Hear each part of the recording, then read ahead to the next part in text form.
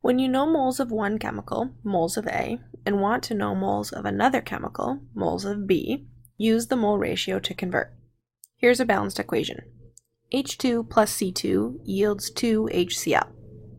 If you have 15 moles of H2, how many moles of HCl could you form? Now, in order to solve this, the first thing that I'm going to do is fill in some information underneath my chemical equation here. So I know that I have 15 moles of H2, and I want to know how many moles, so X, of HCl can I produce. That means I'm going from hydrogen to hydrochloric acid, or HCl. Now, in order to solve this problem, I'm going to start with what I have. 15 moles of H2. I'm going to put that in my first bracket here. In my second bracket is where I'll use my mole ratio. Now, my mole ratio comes from my coefficients.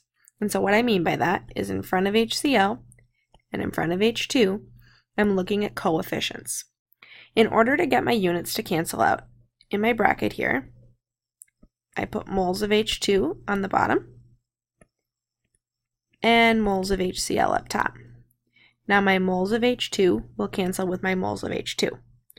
The numbers that I get into this come straight from that mole ratio that I showed you above. So the coefficient in front of HCl is 2. The coefficient in front of hydrogen is 1.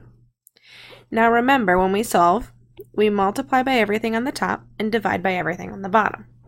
So when we plug this into our calculator, we take 15 times 2, gives us 30. We get an answer of 30. Our units are up here, moles of HCl.